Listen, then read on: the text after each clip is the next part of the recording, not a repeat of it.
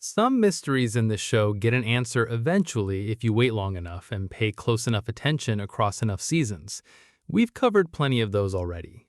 But there's a second category, questions the show raises clearly on purpose and then simply never closes. Not because the writers forgot, because leaving them open was, as far as anyone can tell, always the intention.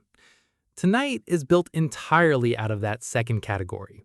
12 separate mysteries, 12 different corners of this world, none of them connected to each other by a single unifying plot the way some of our previous deep dives have been.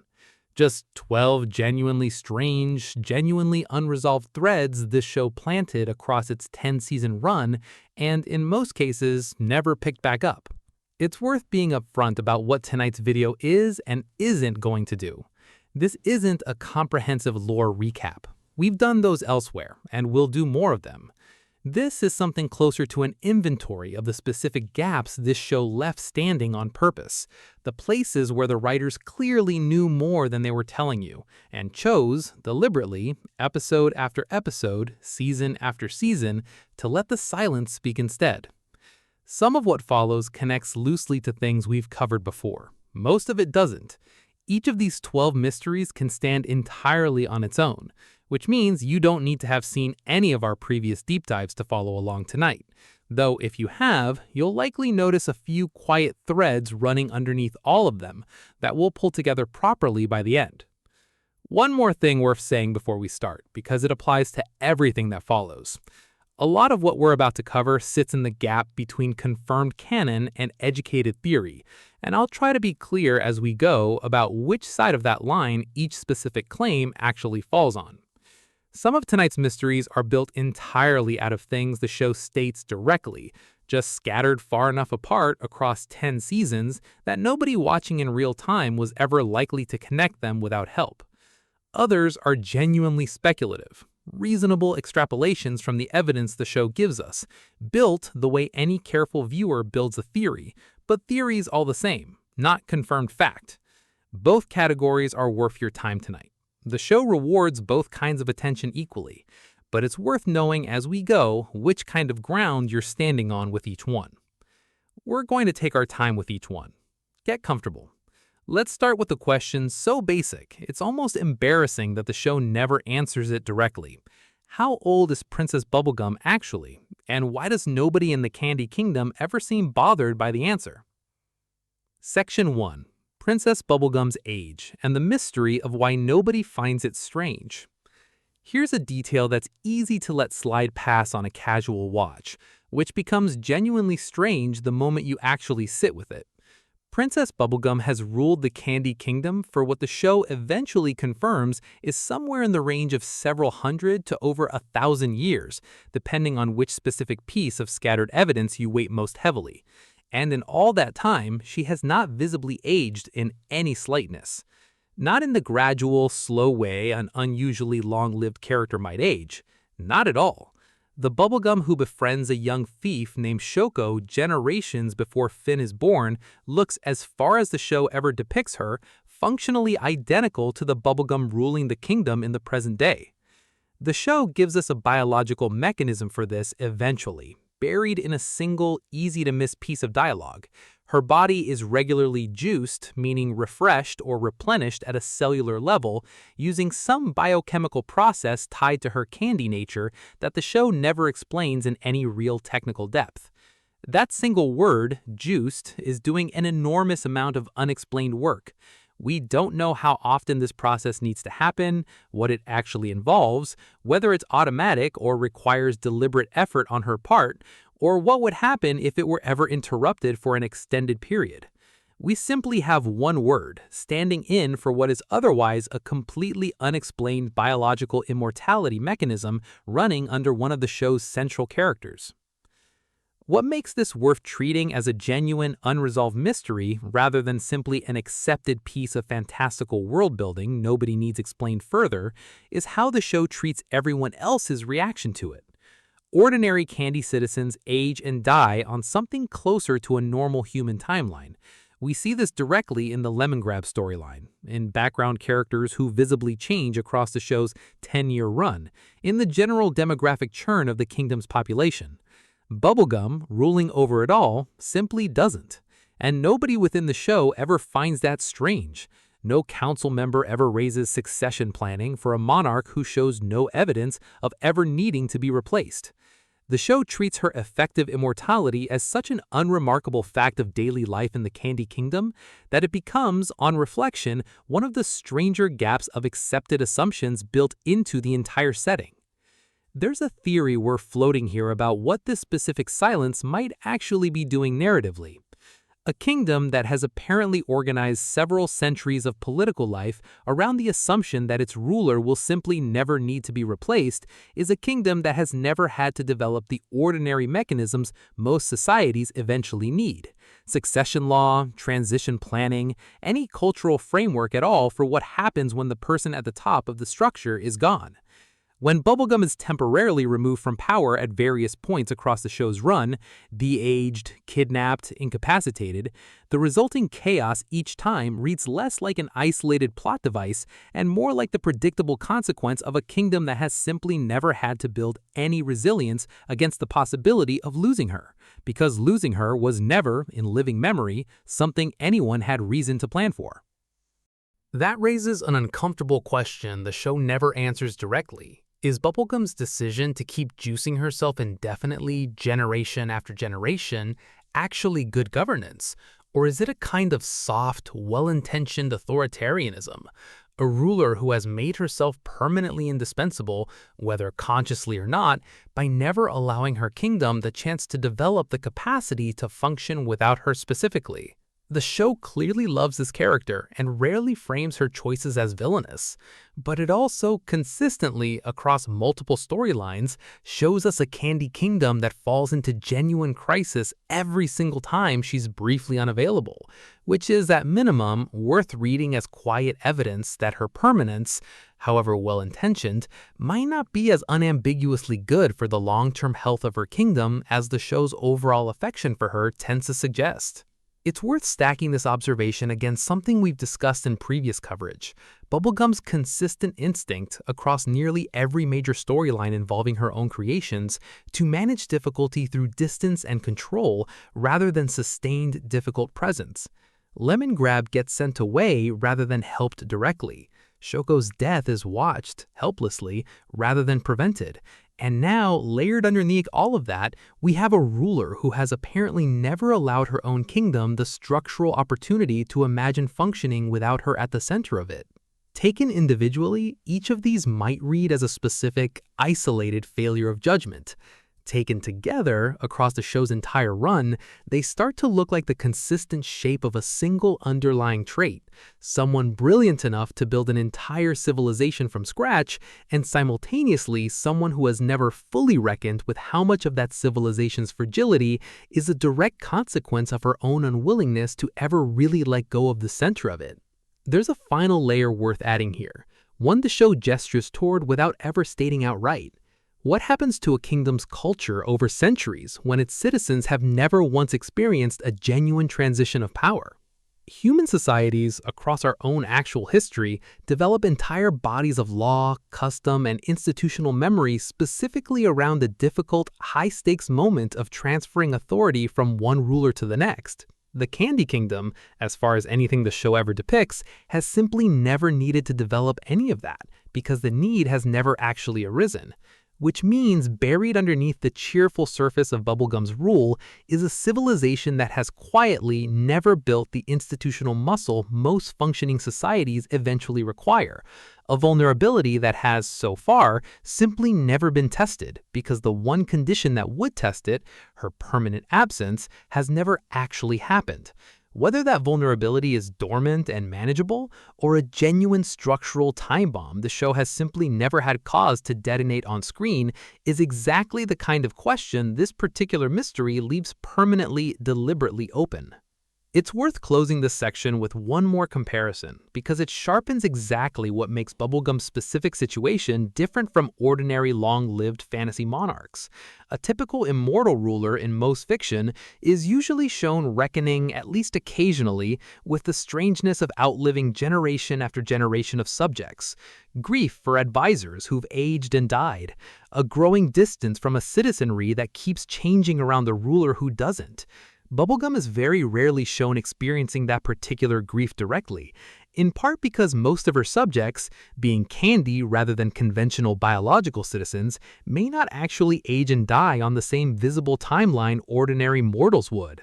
That distinction matters enormously for how lonely her immortality actually is. Structurally speaking, she isn't necessarily watching wave after wave of citizens grow old and die around her the way a human immortal ruling over ordinary mortals might.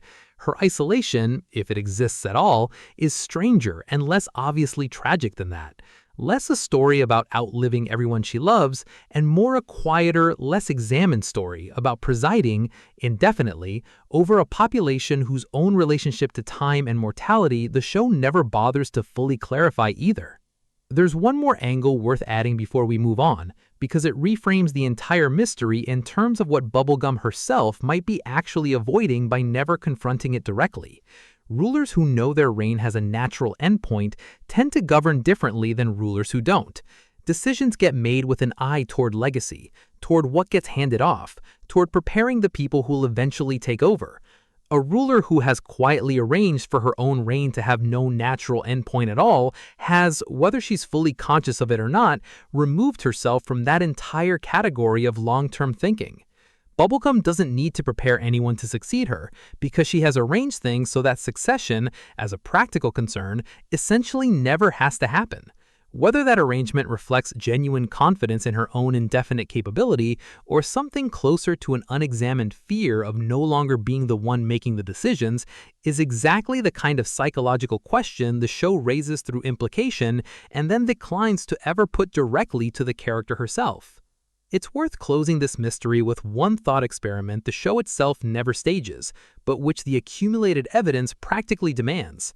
What would actually happen to the Candy Kingdom on the day the juicing simply stopped working? Not through violence, not through a villain's plot, but through some ordinary biological failure of a process the show has never explained clearly enough for us to know what its failure conditions even are. Every kingdom the show depicts eventually faces some version of a succession crisis when its ruler is removed. We've seen it play out in miniature every time Bubblegum herself is temporarily incapacitated. But those episodes always resolve within days because the show needs her back for the next adventure. A genuine permanent end to her indefinite reign is a scenario this show has spent 10 seasons carefully avoiding ever depicting directly, which means the full scale of the vulnerability we spent this section tracing has never actually been tested on screen, only implied, over and over, by every small crisis that came close and then conveniently resolved before the larger question could ever really be asked. There's one final angle worth raising before we leave this mystery behind, and it concerns the specific word the show uses to describe her renewal process. Juiced is a strange, almost deliberately unceremonious word to use for something this fundamental to a major character's entire existence. Compare it to how other long-lived beings in this mythology describe their own continuity. Marceline's centuries are framed in terms of loss and survival, weighty and hard-won. Bubblegum's equivalent condition is described the way you describe topping off a car's fuel tank. That linguistic choice is worth taking seriously as a piece of characterization in its own right. Whether deliberately or not, the show gives Bubblegum a relationship to her own immortality that reads as almost administrative, entirely lacking the gravity every other long-lived character in this universe is shown carrying. That could mean her condition genuinely doesn't cost her anything emotionally, in which case she is, in this one specific respect, uniquely fortunate among this show's array of ancient beings. Or it could mean she has simply never been given, or never allowed herself, the narrative space to reckon with what an indefinite, administratively renewed existence actually means, which would make the casualness of the word juiced not evidence of ease, but evidence of a question this show, and possibly this character herself, has simply never gotten around to asking. There's a useful contrast worth drawing here between Bubblegum's relationship to her own mortality and the way ordinary Candy citizens seem to experience theirs. The show gives us at least glancing evidence that regular Candy people do age and eventually die. Not dramatized often and never treated with the weight the show reserves for its major characters, but present enough in background detail that the kingdom clearly isn't populated entirely by immortals. That asymmetry is worth sitting with directly.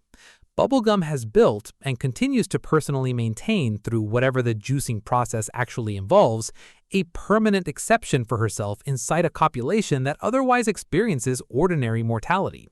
She isn't simply long-lived the way an elf or elemental might be long-lived as a basic feature of what she is. She is actively renewing herself, on purpose, indefinitely, while everyone she rules over ages and dies around her on something closer to a normal timeline. That's a considerably more pointed asymmetry than immortal ruler of mortal subjects usually implies in fantasy storytelling more broadly. Because it isn't simply a fact of her nature, it's an ongoing choice, repeated indefinitely, that nobody else in her kingdom has access to. Section 2. What was actually there before the Candy Kingdom existed? We know, from the show's own scattered lore, roughly how Bubblegum's kingdom came to exist. The mother gum, the family she built and lost, the decision to found the kingdom rather than simply live alone in the wreckage of the post-war world. What we get much less clarity on is what specifically occupied that same physical location before any of that happened, in the chaotic years immediately following the Mushroom War, before candy or magic or any of the show's present-day kingdoms had taken shape.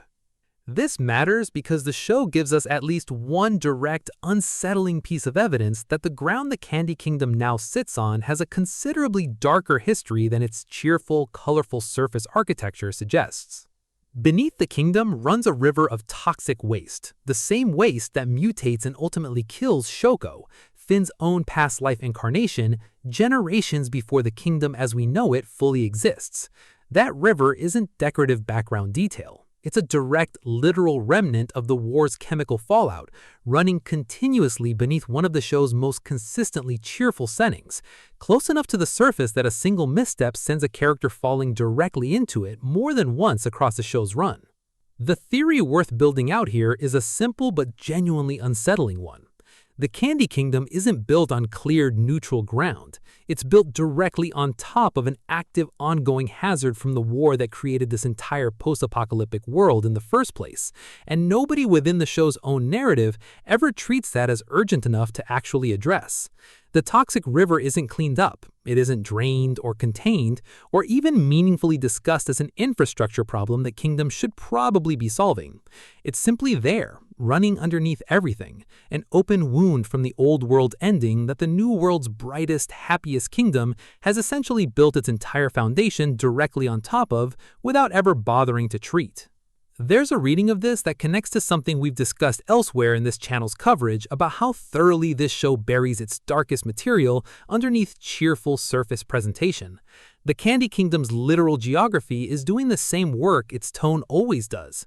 Candy-colored surface, poison running directly underneath, and almost nobody within the story ever required to look at the second thing directly as long as the first thing keeps functioning well enough to distract from it.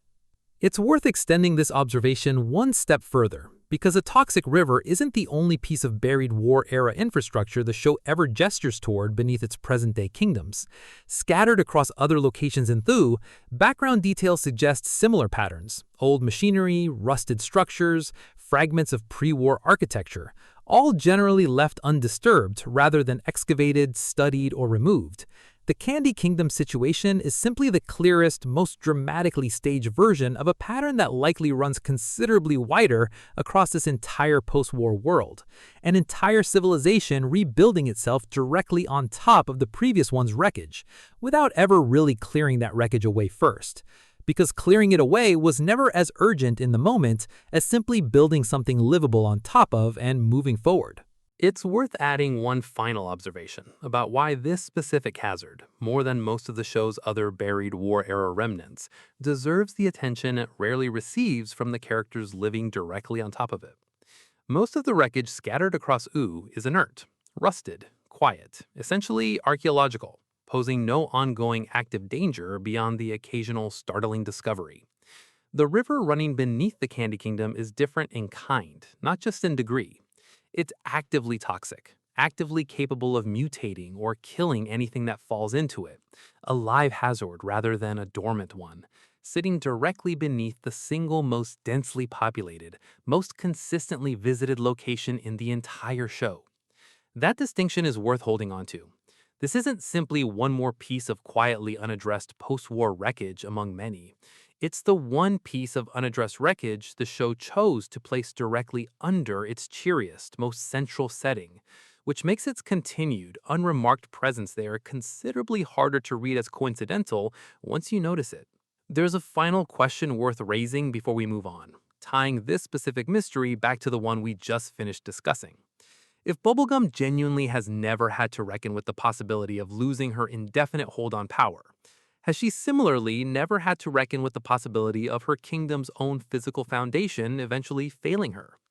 A ruler operating under the assumption of her own permanence might reasonably extend that same assumption to the ground she's built on, treating the toxic river beneath her kingdom the same way she apparently treats the question of succession, as a problem that, having not yet manifested as a crisis, simply doesn't require active planning. Both mysteries, taken together, start to sketch the outline of a specific kind of leadership blind spot. Brilliant, capable, genuinely well-intentioned, and consistently unwilling to plan seriously for exactly the kinds of slow-building structural risk that don't announce themselves until it's already too late to address them easily. There's a broader point worth drawing out of this specific mystery before we move on to the next one, because it applies to nearly every kingdom and community this show ever depicts, not just Bubblegum's. Post-war U, as a general condition, seems to be a world built almost entirely on top of unaddressed hazards, populated by beings who have collectively decided, whether consciously or not, that survival means building forward rather than looking back. That's an understandable response to genuine catastrophe. A civilization that spent all its energy excavating and neutralizing every buried danger from the old world might never have gotten around to building anything new at all. But it does mean that every kingdom this show ever shows us thriving, however genuinely and warmly it depicts that thriving, is doing so on ground that was never actually made safe, only ever built over quickly enough that the danger stopped being anyone's immediate problem. It's worth adding one truly final observation here, because it's the detail that turns this specific mystery from a simple world-building curiosity into something closer to a quiet moral argument the show seems to be making without ever stating it directly.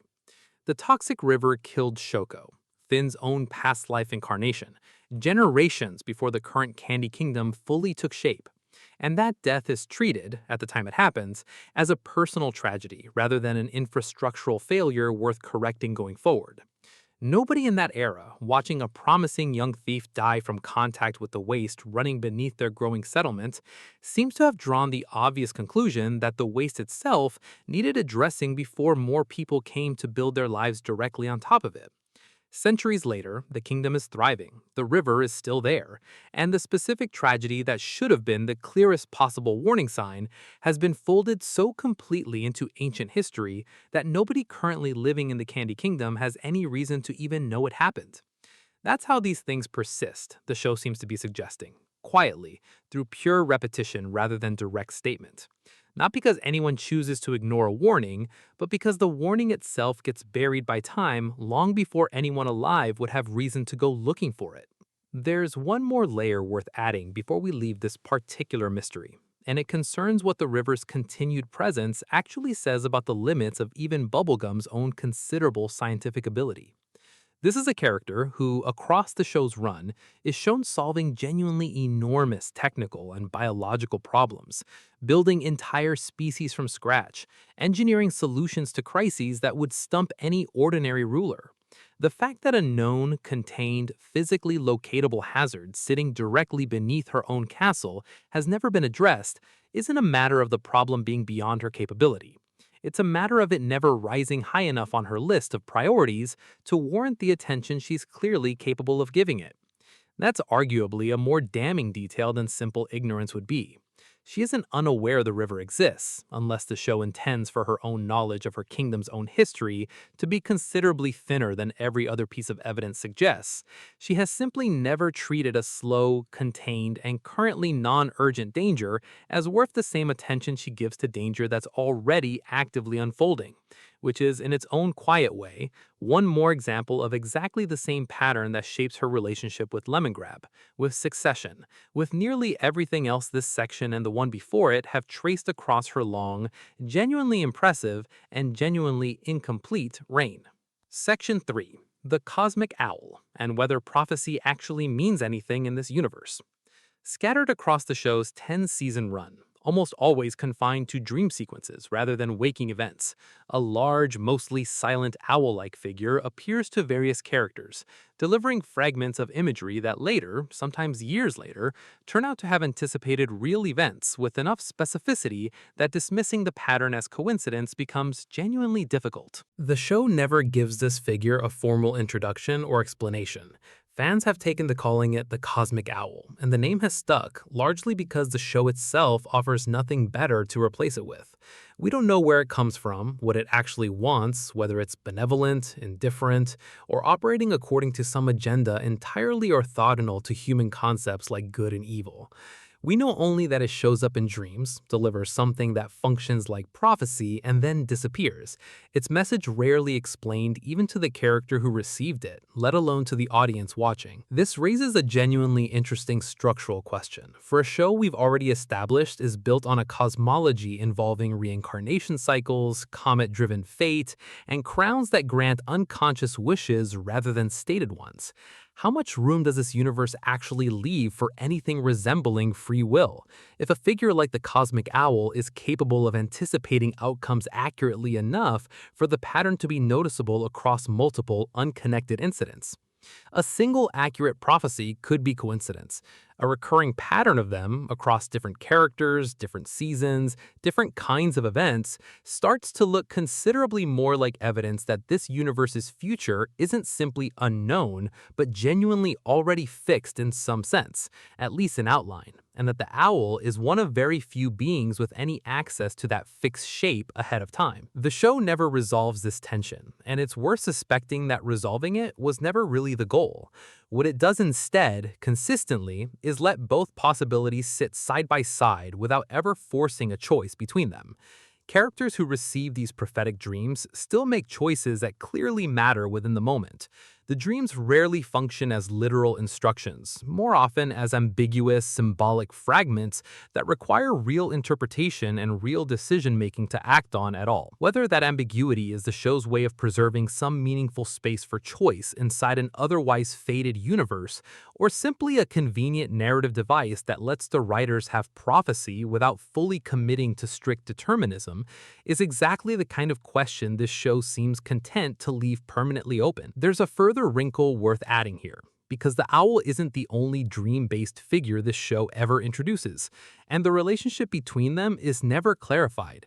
A separate recurring presence, generally understood by the fandom as representing something closer to nightmare or anxiety rather than prophecy, appears in a comparable context across other episodes, and the two are never shown interacting, never explained as related or opposed forces, never given any kind of hierarchy relative to each other. If dreams in this universe are genuinely a channel through which something like fate or warning can reach the waking world, then there appear to be at least two separate, uncoordinated forces using that same channel for entirely different purposes, one offering something closer to guidance, however cryptic, and another offering something closer to distress, with no evidence either one answers to or even acknowledges the other's existence. That lack of coordination is worth reading as its own kind of answer to the free will question, even if it's a messier one than a cleaner cosmology might offer. A universe with a single, unified prophetic authority would suggest a genuinely fixed, singular fate running underneath everything. a universe with multiple, apparently uncoordinated forces operating through the same general channel, each pursuing what looks like a separate agenda, suggests something closer to competing influences rather than one settled destiny, which would mean the cosmic owl's prophecies, however accurate they sometimes turn out to be, aren't necessarily evidence of a single fixed future so much as evidence of one voice among possibly several, each trying, with limited and imperfect reach, to nudge events in a direction it separately favors. It's worth closing this section with a specific observation about who actually receives these prophetic dreams, because the pattern of recipients is itself worth noting. The owl doesn't appear indiscriminately across the show's enormous cast. It tends to visit characters at moments of particular significance to the show's larger mythology, often figures whose choices end up mattering considerably beyond their immediate personal stakes. That selectivity implies something worth sitting with. Whatever the owl actually is, it isn't simply broadcasting randomly to anyone whose dreams happen to be receptive. It's choosing, with apparent purpose, who gets access to this particular kind of foreknowledge, which raises one more unanswered question to add to the pile. Not simply what the owl knows or where it comes from, but by what criteria it decides which specific person, at which specific moment, actually deserves a glimpse of it. It's worth adding one final speculative note before we move on. Tying the owl back to the larger cosmic bureaucracy we'll spend more time mapping later tonight. If this universe genuinely does contain a loose, informal network of powerful beings, each quietly overseeing their own domain, a wish granter whose existence depends on one sleeping man, a death figure whose authority rests on nothing sturdier than incumbency, an auditor patrolling for unauthorized realities, then the cosmic owl may simply be one more entry in that same category, operating over dreams and foreknowledge, the way the others operate over wishes, death, and reality itself. None of these figures are ever shown coordinating with each other directly, but taken together, they start to sketch the outline of an entire shadow structure running underneath the visible kingdom-based politics Finn and Jake actually interact with on a daily basis. A second, largely invisible government of cosmic domains, each held by a single figure, none of them elected, none of them coordinated, and all of them apparently simply doing their job because nobody else has ever shown up to take it from them. There's one last angle worth raising before we move past the owl entirely, and it concerns the specific emotional register these prophetic dreams tend to arrive in. They aren't triumphant, they aren't framed as gifts. Characters who receive them tend to wake up unsettled, carrying a fragment of imagery they can't fully place and won't be able to fully understand until events catch up to it, sometimes years later. That texture matters because it suggests the owl's function within the show's cosmology isn't reassurance. It isn't offering comfort or confirmation or a sense that someone benevolent is watching out for the characters receiving these glimpses. It's simply depositing information, indifferent to how disorienting or frightening that information might be to carry around unexplained for years at a stretch. Whatever the owl actually is, it doesn't appear to be kind in any way the show ever asks us to feel grateful for. It's closer to a force of pure disclosure, handing out fragments of a fixed or semi-fixed future with no apparent concern for what it costs the person now carrying that fragment around, unresolved, for however long it takes the rest of the story to catch up to what they already, somehow, half knew. There's one truly final thought worth adding to close this particular mystery, and it's the question that probably matters most to anyone who's actually spent real time inside this show's fandom trying to track the owl's appearances across a full decade of episodes. Is the owl even consistent in what it represents from one appearance to the next? Or is it possible the show used the same visual shorthand, a large, silent owl in a dream sequence, to represent slightly different, unrelated phenomena at different points in its run, simply because the imagery was effective and the writers reached for it more than once without necessarily intending every appearance to be part of the same unified entity? That's a genuinely humbling possibility to end on, because it cuts against the entire premise of theory crafting this specific mystery as a single coherent thread. But it's worth naming honestly. Some of what looks from the outside like a decade-long, carefully planted mystery might simply be a visually striking piece of dream imagery, reused because it worked, rather than a single entity with a single consistent identity and purpose running underneath every single appearance. The show, characteristically, gives us no way to fully rule either reading out. We've discussed pieces of Betty's story elsewhere in this channel's coverage, but her full arc deserves its own dedicated treatment, because taken as a whole, it might be the single most dramatic character transformation this entire show ever depicts, and the show tells it in a genuinely unusual, scattered order that rewards being reassembled chronologically rather than in the sequence it actually aired.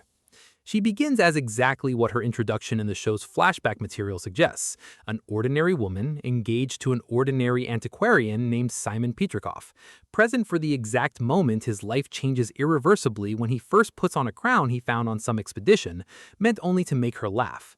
What she witnesses in that moment, a man she loves losing control of his own mind and body in real time, blasting ice magic with no understanding of what's happening to him, is enough to send her fleeing. And for a long stretch of the show's internal timeline, that's where her story simply stops, an engagement interrupted by horror, followed by silence. She resurfaces decades later, pulled forward through a time portal Simon accidentally opens, and what she finds waiting for her is nothing like the man she left. By that point, Simon is fully the Ice King, erratic, largely disconnected from his own former identity, dying, in fact, in the specific moment she arrives, because whatever unstable magic pulled her forward has also destabilized the crown's hold on him.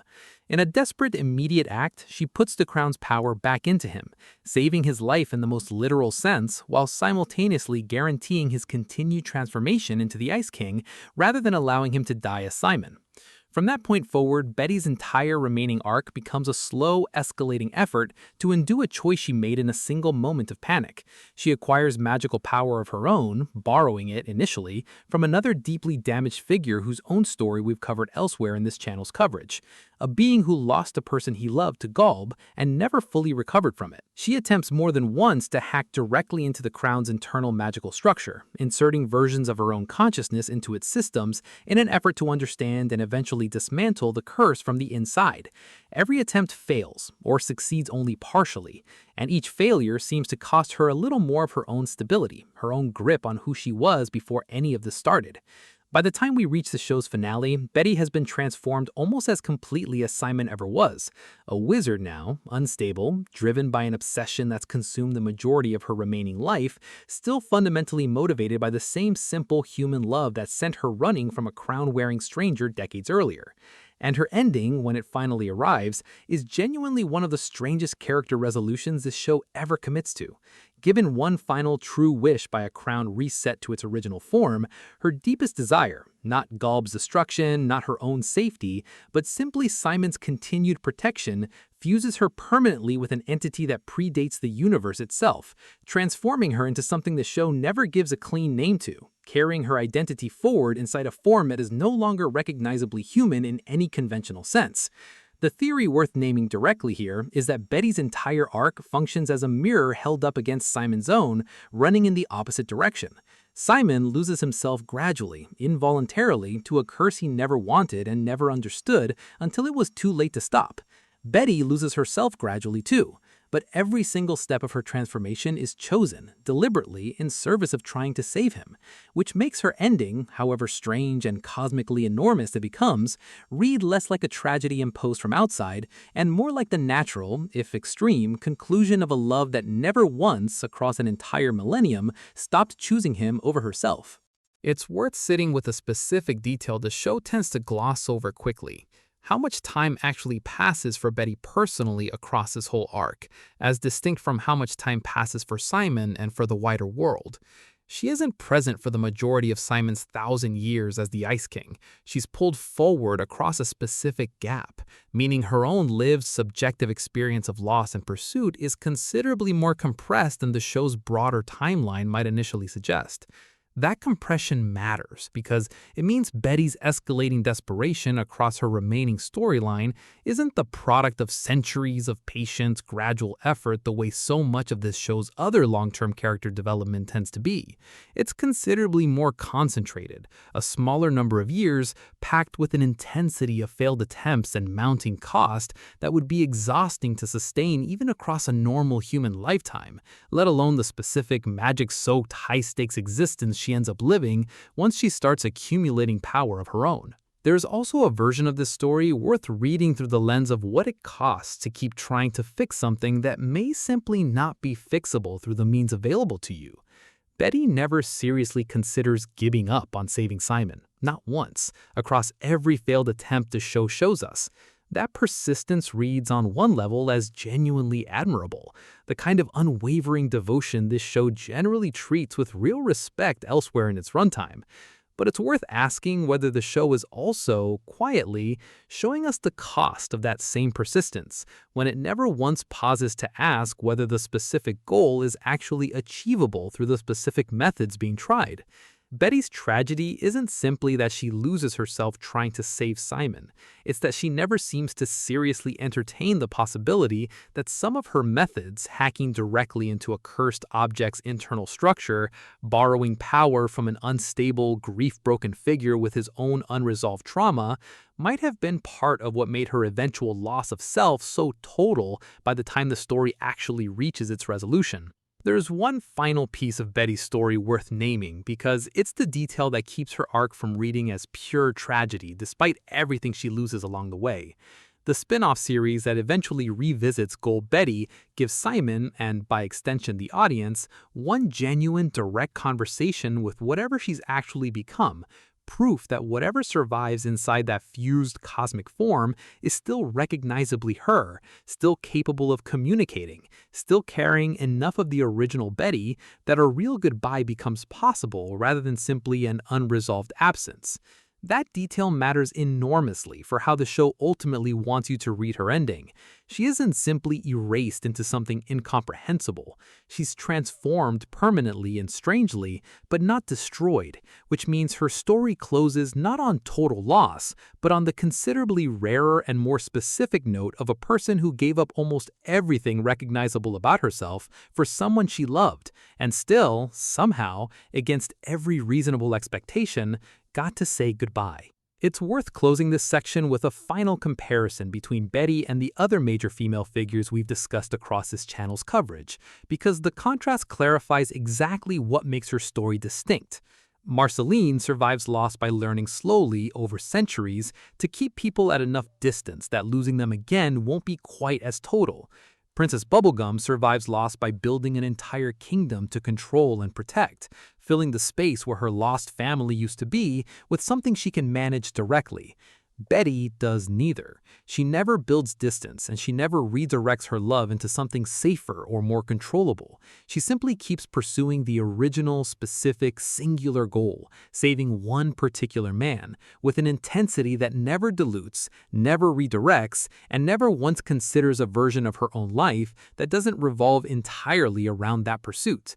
Of all this show's major characters shaped by devastating loss, Betty may be the only one whose entire arc is defined by refusing every single available strategy for surviving it more comfortably. There's a final, quieter mystery worth naming before we move on, one that connects Betty's story to a question this entire mythology never quite resolves, about the ethics of unwavering devotion.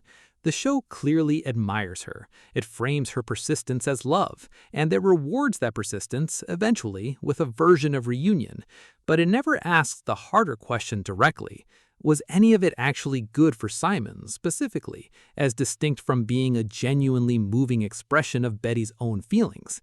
Every attempt she makes to save him happens without his active participation, often without his awareness at all, decided unilaterally on his behalf by someone acting entirely out of love, but never once checking whether the specific path she'd chosen was one he'd have chosen for himself had he been in any state to choose. That's not a condemnation the show ever levels at her directly, but it's worth sitting with as one more layer of ambiguity underneath a story this mythology otherwise treats as one of its most purely romantic. It's worth adding one truly final thought to close this mystery out, because it reframes Betty's entire journey as something the show may be asking us to hold with more complexity than a first viewing usually allows. Her transformation into Goal Betty isn't simply the price of loving Simon too much. It's also, in its own strange way, the only outcome available to her that finally matched the scale of what she'd been trying to accomplish the entire time. She had spent years attempting to fight a curse of genuinely cosmic proportions using tools that were never quite equal to the task: borrowed magic, hacked systems, desperate improvisation. Becoming part of an entity older than the universe itself is, in a sense, the first time her methods actually matched her ambition.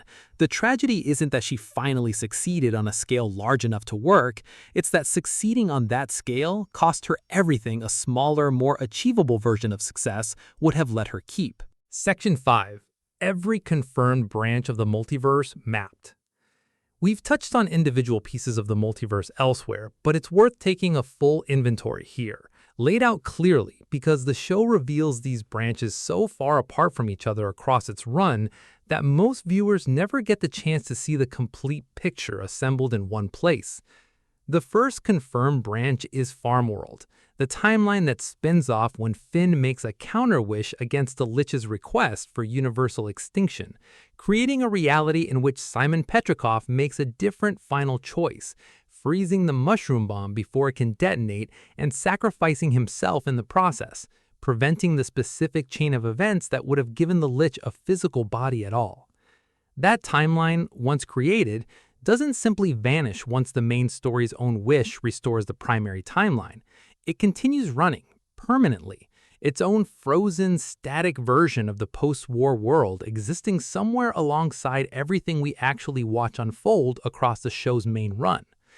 The second, considerably more dramatic branch is the one revealed through the Fiona and Cake spin-off, an entire, fully realized parallel universe populated with gender-swapped versions of the show's main cast that existed unbeknownst to essentially everyone, including the audience, sealed inside the Ice Crown itself for the length of the original show's entire run. What had been presented for years as the Ice King's harmless creative hobby turns out to have been a genuine window into a real, independently existing world, hosted inside his own mind for as long as he wore the crown that contained it. A third, smaller branch worth naming is implied rather than fully confirmed. The show's own internal logic around Prismo's wish-granting mechanics strongly suggests that every wish ever made inside the time room generates its own permanent branch, whether or not the show ever bothers showing us the resulting timeline directly. Multiple characters make wishes across the show's run beyond the two we've discussed in detail, which means, by the show's own established rules, there should be additional branches out there, never visited, never explained, simply existing somewhere just past the edge of anything we're ever actually shown. The theory worth sitting with, having laid all of this out together, is that the show's multiverse isn't really structured like a tidy tree with a small number of clearly labeled branches. It's considerably messier and considerably larger than that, an accumulating, ever-expanding set of realities generated every time the right kind of wish gets made in the right place, most of which the main story simply never has reason or time to visit. What we've actually been shown across 10 seasons and multiple specials is very likely a small fraction of a considerably larger structure the show only ever gestures toward, trusting the audience to extrapolate the rest, rather than ever mapping it exhaustively on screen. It's worth considering what oversight, if any, exists for a structure this large and this loosely accounted for. The Fiona and Cake spin-off introduces a figure whose entire job is auditing exactly this kind of unauthorized reality, treating the gender-swapped universe hidden inside the crown as a kind of bootleg creation that shouldn't exist and needs correcting. That single detail implies something considerably larger than the show ever confirms directly. If there's an entity whose specific role is patrolling for improperly created branches, then the multiverse this show operates within isn't simply an infinite, unregulated accumulation of possibility. It's a structure someone or something is actively responsible for maintaining, which raises the obvious follow-up question the show never answers. How many other branches, generated across this show's own history through wishes we never see the consequences of, have already been quietly caught, corrected, or erased by that same auditing process entirely off-screen, without any character in the main story ever becoming aware it happened at all? That's a genuinely unsettling possibility to leave sitting at the edge of this particular mystery. Every wish made across the show's run that we don't get to see the branch of might not simply be an unexplored, still existing reality waiting patiently somewhere for a future story to visit. Some unknown number of them might have already been found, judged unauthorized, and dealt with by a cosmic bureaucracy this show only glimpses once, briefly, through a single spin-off's plot. Which would mean the multiverse as depicted across this entire mythology isn't simply large and unmapped, it's actively, quietly being curated by someone whose full authority and methods we're never given anything close to a complete account of. It's worth clothing this section with a specific question about scale that the show never directly addresses. If branches genuinely accumulate every time a significant enough wish gets made, and this universe's cosmology already includes multiple wish-granting mechanisms beyond Prismo's time room alone, the Ice Crown itself being the clearest additional example, capable of reshaping reality according to a wearer's deepest desire without any of Prismo's involvement at all, then the actual number of branches quietly existing somewhere in this show's multiverse could plausibly run into the thousands, generated across the many centuries this world has existed, most of them entirely unremarkable, unvisited, indistinguishable from the main timeline in every way except whatever single choice originally split them off. That's a genuinely dizzying scale to leave implied rather than confirmed, and it's very much in keeping with everything else this particular mystery has shown us. The show gives you exactly enough structural logic to extrapolate something enormous, and then simply trusts you to sit with the size of it rather than ever confirming the actual number directly. There's a final, quieter implication worth adding before we move on, and it concerns the emotional weight this scale places on every hard choice any character in the main timeline ever makes. If every significant decision genuinely spins off an alternate branch somewhere, then no character in this show is ever truly choosing between two outcomes in the way it feels like they are in the moment. They're choosing which branch they personally get to live inside. While the alternative doesn't simply cease to exist, it continues somewhere, playing out on its own terms with its own version of that same character making the opposite call. That's a genuinely strange thing for a show explicitly interested in the weight and meaning of individual choice to also imply so consistently through its own cosmology. Every hard decision the show's characters ever make matters enormously to the specific timeline the audience is actually watching, and simultaneously, in some sense, the show never asks us to fully sit with, doesn't foreclose the alternative at all. Both things are apparently true at once, and the show, characteristically, never asks you to resolve the tension between them. It's worth ending this mystery with the single most practical unanswered question hiding underneath all of this theorizing. Could any character in the main timeline, in principle, ever visit one of these other branches deliberately, the way Finn and Fiona eventually cross between their respective universes in the spin-off? The show gives us exactly one confirmed instance of this kind of deliberate crossing, and it required an entity capable of auditing the multiverse directly to make happen. Whether ordinary characters without access to that kind of cosmic assistance could ever replicate the trip on their own is left entirely open, which means every one of those countless unexplored branches we've spent this section mapping remains, as far as anything the show confirms, permanently sealed off from the only characters who might ever have reason to go looking for them. There's one truly final thought worth adding to close this mystery properly. The sheer scale of this unmapped multiverse might actually explain something else this show has always been slightly cagey about. Why certain characters occasionally behave in ways that feel subtly inconsistent from episode to episode. Small contradictions the fandom has spent years trying to explain away as writing errors. It's a playful, admittedly unprovable theory, but a genuinely fun one to sit with. What if some of those small inconsistencies aren't errors at all, but the show accidentally letting a sliver of a different branch bleed through into the version we're watching?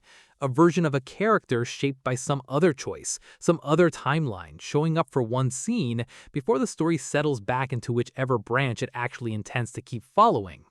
The show never confirms this, obviously, and the far more likely explanation is simply ordinary continuity slippage in a decade-long production. But in a universe this committed to branching, the more whimsical reading isn't entirely out of step with everything else this mythology has already asked us to believe. It's worth adding one genuinely final observation about the multiverse mystery, tying it directly back to the emotional stakes of the finale itself. When Finn is offered the chance to leave his body behind entirely and become something closer to pure cosmic consciousness, part of what makes his refusal meaningful is the implicit understanding that choosing to stay mortal means choosing this specific version of his life over every other possible version branching outward from every choice he's ever made or will ever make. He isn't simply choosing life over transcendence in the abstract. Given everything the multiverse mystery implies, he's specifically choosing to keep living inside one branch deliberately, while an uncountable number of other versions of himself continue on somewhere else, unreachable, unwitnessed by him, mattering just as much to whoever's living inside them. That reframes his choice as something considerably more specific than simple mortality-affirming sentiment.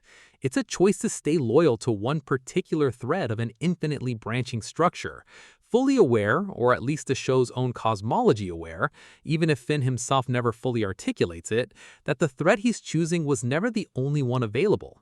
Section 6. The Martian Pantheon and the politics happening above Earth the whole time. Buried in the margins of the show's cosmic mythology, mostly played for comedic value on first viewing, is an entire civilization the series never bothers to explore in any real depth. A Martian society with its own king, its own internal politics, and its own history running entirely parallel to everything happening on Earth across the same span of time. We know a handful of specific figures from this civilization. Abraham Lincoln, transplanted into this universe's cosmology as, of all things, the King of Mars, governs with an authority that occasionally intersects with Earth's affairs, most notably when he dispatches a four-headed deity called Grob Gob Glub Grod to deal with Orgolog's escalating threat before that being's eventual fall to Earth and compression into a penguin. We know Magic Man originated from this same Martian civilization, exiled to Earth after his own descent into cruelty following the loss of the woman he loved to Golb. Beyond these fragments, the show gives us almost nothing about how Martian society actually functions, what its relationship to Earth has historically been, or how many other figures of comparable power might exist there, simply never mentioned because no story the show chose to tell ever required their involvement. The theory worth building here is less about any single confirmed detail, and more about what this deliberate incompleteness implies about the actual scale of the show's universe. Mars in this mythology isn't a distant, empty rock the way it might be in a more grounded science fiction setting. It's an inhabited, politically organized neighbor with its own king, its own deities, its own capacity to intervene directly in Earth's affairs when circumstances require it. And the show treats all of that as simply existing in the background, unremarked upon, rather than as a major plot element worth dedicating real screen time to. This connects back to something we discussed in our previous deep dive about this show's background deities more generally, the consistent choice to gesture toward a universe considerably larger and more populated than any single story could ever fully cover, populated by beings and civilizations operating on scales that have nothing to do with whatever Finn and Jake happen to be doing that week. Mars, and whatever political structure actually governs it, is one of the clearest examples of that method taken to its logical extreme. An entire inhabited world with real stakes and real power sitting there in the show's own cosmology, visited by the audience only ever in passing, through the occasional reference or cameo, never once given the dedicated storyline its apparent scale would seem to justify. There's a specific detail worth dwelling on here that most casual viewers likely never stop to fully process: the choice to make Abraham Lincoln specifically the ruling authority over this entire Martian civilization. It's easy to file this away as a purely comedic flourish, the kind of absurdist historical mashup this show reaches for constantly across its run. But it's worth asking what it actually implies about how this universe's cosmology handles significant historical figures more broadly. If a 19th century American president ended up, through some mechanism the show never explains, governing an entire alien civilization on a different planet, that raises the obvious question of how many other historical figures from our own actual timeline might have undergone comparably strange transformations somewhere off-screen, in corners of this universe's mythology the show simply never had occasion to visit. Lincoln's presence on Mars isn't necessarily an isolated joke. It might be the one confirmed data point we happen to have for a considerably larger unexplored pattern of historical figures scattered across locations and roles this show's runtime never got around to mapping. There's also a worthwhile question buried in how casually the show treats the actual mechanics of interplanetary travel and communication implied by this arrangement. If Grob Gob Globgrod can be dispatched from Mars to deal with a threat on Earth, and Magic Man can be exiled from Mars to Earth as a punishment, then some functional channel of travel and communication between the two worlds clearly exists and has existed for long enough to be treated as unremarkable by the characters who use it. That's a considerably more advanced piece of cosmic infrastructure than anything else this show ever bothers depicting directly, and the fact that it's simply assumed to work without any character ever commenting on how strange or significant interplanetary travel actually is within this universe's otherwise low-tech, magic-dominated setting is one more example of the show handing you an enormous implication and trusting you to notice it rather than ever pausing to explain it. There's a final thread worth pulling before we close this section, tying Mars back to the show's larger post-war mythology. If Earth's own reawakening of magic was, as we'll discuss shortly, likely tied to something considerably older than the Mushroom War itself, it's worth asking whether Mars underwent any comparable transformation, or whether its own magical and political structures simply continued interrupted, insulated from whatever catastrophe reshaped Earth so completely.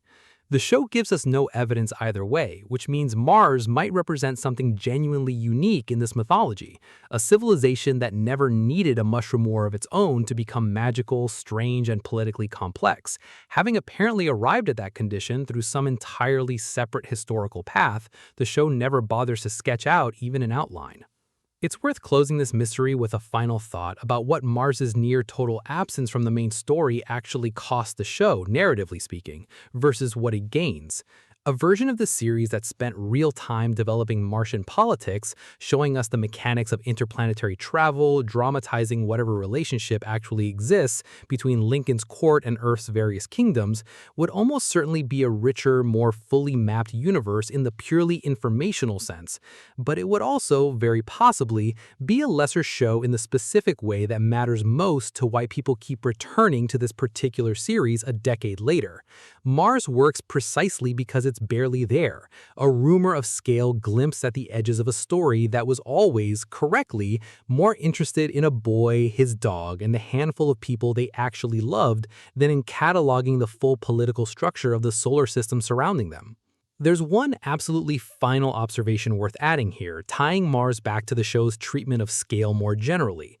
Every civilization this show ever gestures toward without fully developing, Mars, the deeper reaches of the multiverse, or whatever exists beyond the edges of the map Finn and Jake actually travel, serves the same quiet function. It reminds you, without ever insisting on it, that the story you're watching is a small specific slice of something considerably larger, populated by people and politics who have no idea a boy and his stretchy dog even exist, going about their own business on their own timelines minds, entirely indifferent to whichever adventure happens to be occupying the foreground this week. That's a genuinely humbling structural choice for a show to keep making about its own protagonist, and it's part of why, even after 10 seasons of watching Finn become genuinely heroic and consequential within Ooh specifically, the universe surrounding him never once shrinks down to fit around him.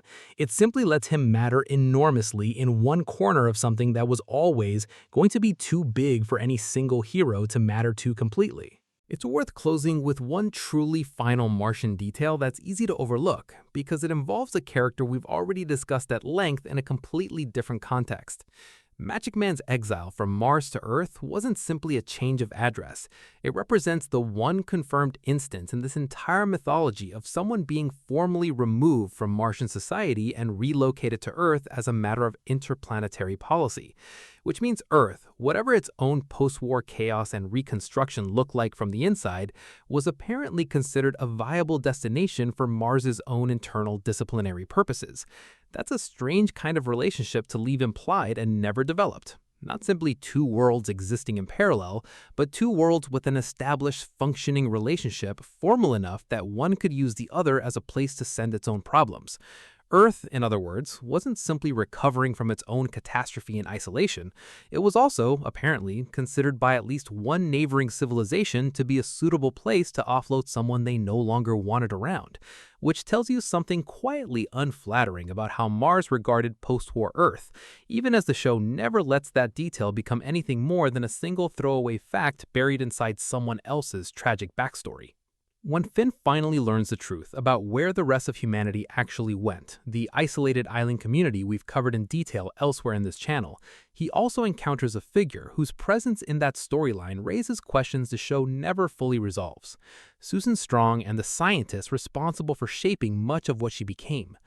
Susan is introduced well before the Islands miniseries actually explains her origin, appearing initially as a strange, powerful figure whose exact nature the show keeps deliberately vague for a long stretch of its run. When her backstory finally arrives, it reveals her as a human plus, someone augmented, modified, biologically altered through processes overseen by a scientist named Dr. Gross, whose own methods and motivations the show treats with considerably more moral ambiguity than it typically extends to its other scientifically inclined characters. Dr. Gross functions across her limited appearances as something close to a dark mirror of Princess Bubblegum, another figure defined by the creation and modification of living beings, but operating with fewer of the ethical guardrails Bubblegum, whatever her own flaws, at least gestures toward maintaining. The show never gives us a full accounting of what the Human Plus program actually involved, how many people were subjected to it, whether participation was voluntary, or what the long-term consequences of that kind of biological modification turned out to be for the people who underwent it. We get Susan Strong, functioning well within the show's ordinary cast of allies, evidence that whatever was done to her ultimately left her capable of forming genuine relationships and pursuing her own goals. But that single data point tells us very little about how many others went through comparable processes with considerably less fortunate outcomes. This is worth naming as one of the show's more quietly uncomfortable unresolved threats, because it sits directly adjacent to the island's larger revealed structure of a society built around total, controlled safety. If the island community was willing to build an entire culture around never letting anyone leave in service of protecting its population from a world it remembered as catastrophic, it's not a large leap to wonder what else that same instinct toward control and protection might have justified internally, including potentially exactly the kind of unregulated biological experimentation Dr. Gross appears to represent. The show gives us just enough to raise the question, and true to its own established method, never quite enough to answer it. It's worth considering Susan's own relationship to her past specifically, because the show handles her memory and self-understanding in a way that leaves considerable room for speculation. She isn't shown expressing clear anger or grief toward whatever process shaped her, nor is she shown expressing gratitude for it either. She simply exists in the show's present-day timeline as a capable, independent figure who occasionally references fragments of her earlier life without ever fully narrating what that life actually involved. That absence of clear emotional accounting is worth reading two different ways simultaneously, and the show never picks between them. It could suggest genuine peace, someone who has processed whatever happened to her thoroughly enough that it no longer requires active discussion. Or it could suggest exactly the kind of gap this show tends to leave around its most difficult material elsewhere, an experience significant enough that addressing it directly would require more narrative weight than the show, working within a children's programming format, was ever going to be able to give it fully. There's a final comparison worth drawing here, back to Bubblegum's own pattern of creation we discussed earlier tonight. Both Bubblegum and Dr. Gross are shown across this mythology exercising direct, significant control over the biological structure of other beings, one through candy, one through human augmentation, and both, in their own ways, raise questions of consent, oversight, and long-term consequence that the show consistently declines to resolve fully. The difference the show does draw, even without stating it outright, is one of apparent intent and outcome. Bubblegum's creations, whatever their flaws, are generally shown thriving, at least on the surface, within a kingdom she's built specifically to care for them. Dr. Gross's methods, by contrast, are treated with a level of narrative suspicion the show rarely extends to Bubblegum's own considerably similar instincts, which might simply reflect which of the two characters the show has decided the audience is meant to trust, rather than any genuinely clear moral distinction in what either of them has actually done. It's worth adding a final note about what Susan's inclusion in the main cast, rather than as a one-off character confined entirely to the island storyline, actually accomplishes for the show more broadly. By folding her into Finn's ongoing circle of allies after her introduction, the show quietly keeps this entire unresolved thread present in the background of every subsequent episode she appears in, without ever needing to revisit it directly. Every time Susan shows up in a later, unrelated adventure, the audience is implicitly being reminded that an entire, unexamined chapter of human augmentation and scientific ambiguity exists somewhere behind her, even when the episode she's currently appearing in has nothing to do with any of it.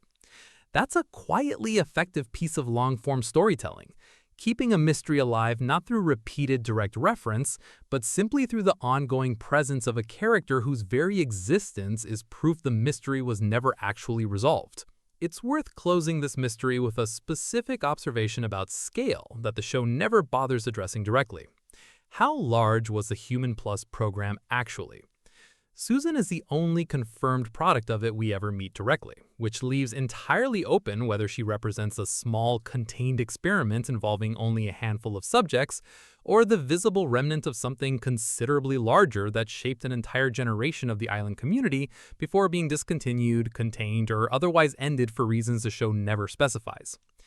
Given how carefully sealed off the rest of that society's history remains, either reading is fully consistent with everything we're actually shown, which means Susan's own presence in the main cast may be representing anywhere from 1 to hundreds of people whose stories the show simply never had occasion to tell. There's one final angle worth adding before we move on, because it connects Susan's story to the broader question of what human even means by the time the show's present day rolls around. Finn spends much of the series believing himself to be the last unmodified human alive, a belief the island's reveal complicates without fully resolving. If Human Plus individuals like Susan exist in meaningful numbers, then the category Finn imagines himself as the last surviving member of was never actually as clean or singular as he believed. There isn't simply human and not human in this world. There's ordinary human, Human Plus, and whatever Finn himself turns out to be once his own cosmic reincarnation history is factored in. A spectrum the show gestures toward without ever mapping fully, leaving the audience to wonder how many other categories, beyond the ones we've actually been shown, might exist quietly in the corners of a world this large and this loosely explained. There's one truly final thread worth pulling before we leave Susan and Dr. Gross behind, and it's the simplest, most human-scale question buried underneath all of the scientific ambiguity. Does Susan know who her biological family was before whatever process shaped her into what she is now? The show never addresses this directly, and it's worth noting how much weight that specific silence carries once you spent this much time with the show's other characters, and how central family, in every configuration, biological, chosen, invented, lost, turns out to be to nearly every major arc we've covered across this channel's coverage. Marceline's mother, Finn's parents on the island, Bubblegum's family turned punch bowls, Betty and Simon. Every single major relationship this mythology cares about eventually gets traced back to some question of who made you and who you lost and what that loss cost you. Susan is one of the only major characters in the show's run for whom that question is simply never asked at all, not even implicitly, which might be its own small, quiet piece of evidence for just how deliberately sealed off her entire origin really is, even compared to a show that's consistently willing to leave things open everywhere else. Section 8. Where the magic actually came from. We've spent considerable time across this channel's coverage discussing what the Mushroom War did to the physical and biological structure of the post-war world, but there's a related question worth isolating and treating directly. Where specifically did the magic itself actually come from? And was it always latent in this world, waiting for the right catastrophe to release it? Or did the war somehow generate it directly, out of nothing, as a byproduct of its own destruction? The show's scattered evidence points to the former reading more strongly than the latter, though it never states this outright. The elemental cycle we discussed in our first deep dive traces magical elemental beings back at least as far as the age of dinosaurs, 65 million years before the war, well before anything resembling the war's mutagenic fallout could plausibly explain their existence. If Urgent Evergreen and his fellow elementals were already operating with genuine magical power during that era, then whatever magic the post-war world eventually reawakens wasn't invented by the bomb.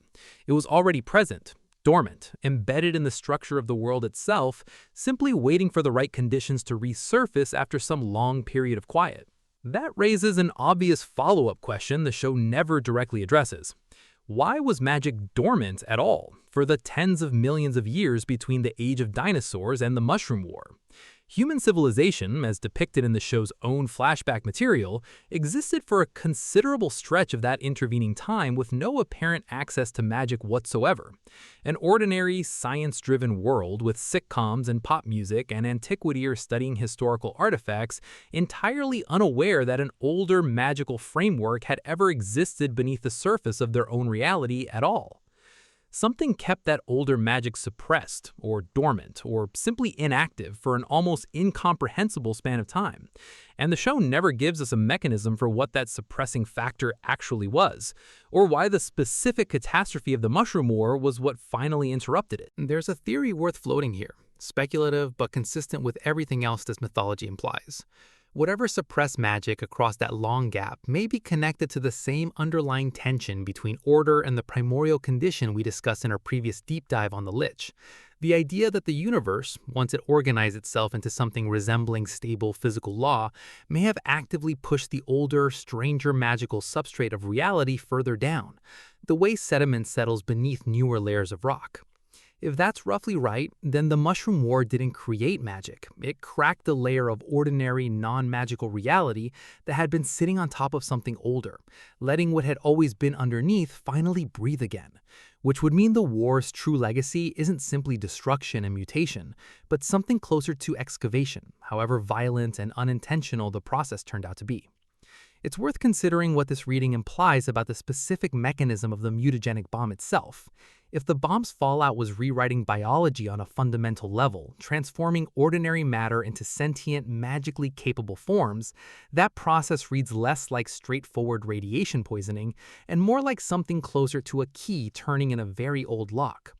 The bomb's designers, whoever they were, in whatever pre-war human context produced them, were almost certainly not attempting to reawaken a dormant magical substrate of reality.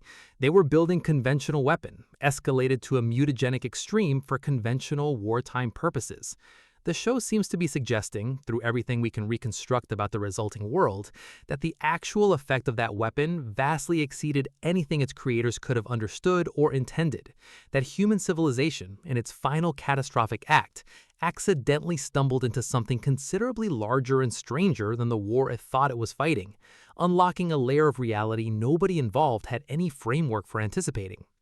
That's a genuinely unsettling thought to sit with, and it connects the war's origin directly back to the broader thesis running underneath this entire mythology, that catastrophe, across every scale this show ever depicts, tends to open doors nobody intended to open, releasing forces considerably older and considerably less controllable than whatever immediate narrow purpose the catastrophe itself was originally built to serve. There's one final piece worth adding to this particular mystery, because it's the detail most likely to keep it feeling unresolved, no matter how much theorizing gets layered on top of it. The show never gives us a single scene from any era in which a character directly witnesses magic reawakening for the first time. We get the aftermath, repeatedly, across countless episodes depicting a fully magical present-day world. We never get the actual moment of transition. No scene of an ordinary post-war survivor watching an object move on its own for the first time, or a plant begin speaking, or the sky itself start behaving in ways the old pre-war rules of physics never allowed. That absence means the reawakening of magic, however central it is to explaining literally everything else this show ever depicts, remains the one genuinely foundational event in this entire mythology that the audience is never actually shown happening. We're given the world after the transformation, extensively, exhaustively across 10 seasons. We're simply never given the transformation itself. It's worth clothing this section with one final speculative thread, tying magic's uncertain origin back to the multiverse question raised earlier tonight. If magic really was suppressed rather than absent, and the Mushroom War cracked that suppression open on this particular branch of reality, it raises a question of whether every other branch generated across the show's sprawling multiverse experienced the same reawakening, or whether some branches remain permanently magic-free, their own versions of the Mushroom War never quite managing to crack the same layer open. Farmworld, the one alternate branch the show actually lets us visit in any detail, is notably depicted as static and frozen rather than magically vibrant, which might simply reflect the specific circumstances of how that branch diverged, or might be quiet evidence that magic's return was never guaranteed even given a comparable catastrophe, but depended on some more specific, harder to replicate combination of conditions that the main timeline, for reasons the show never explains, simply happened to meet. There's a final angle worth adding here, because it reframes everything else in this mystery around the single, very simple observation. Magic in this show is never treated as a neutral force, equally available to be used for good or ill depending on the user's intentions. It behaves consistently as though it remembers something. The crown-specific repeating template, the elemental cycle's tendency to reincarnate the same 4 roles across tens of millions of years, the comets carrying forward the same 2 opposing principles on the same rough schedule. That consistency suggests magic, whatever it is, isn't simply raw, undirected power waiting to be shaped by whoever happens to find it. It's closer to a structure with its own persistent memory, its own patterns it keeps reproducing regardless of who's currently channeling it. Which means the reawakening the Mushroom War apparently triggered wasn't simply flipping a switch back on. It was releasing something that had been waiting, fully formed, with its own rules already intact, for however many tens of millions of years it had been sitting dormant beneath the ordinary, non-magical world humanity spent its final century building on top of without ever suspecting what was underneath. There's one absolutely final thought worth adding to close this mystery out properly, because it connects magic's uncertain origin to the single most quietly reassuring implication buried in this entire theory. If magic really is a structure with its own memory, its own persistent patterns, rather than simply raw power waiting to be shaped, that would help explain something else worth sitting with. Why this post-war world, despite everything it lost, ended up organized around recognizable shapes at all. Kingdoms, rulers, elemental balance, cyclical threats answered by cyclical heroes. A universe rebuilding itself from nothing but chaos wouldn't necessarily produce anything this coherent. A universe rebuilding itself on top of a magical substrate that already had its own rules, its own remembered patterns waiting to reassert themselves the moment the opportunity arose, would very plausibly produce exactly the kind of structured, pattern-repeating world Oo actually turns out to be. The chaos of the war, in other words, may have been considerably less chaotic in its long-term outcome than it looked in the moment, precisely because whatever was released wasn't formless. It already knew, in some sense, what shape it wanted the world to take. Section 9. Death, New Death, and the Bureaucracy Nobody Elected. We've discussed the general shape of the afterlife elsewhere in this channel's coverage, but the specific mystery of who actually governs it and by what authority deserves closer attention on its own, because the show reveals a structure considerably stranger than a simple, single ruler presiding over a unified realm.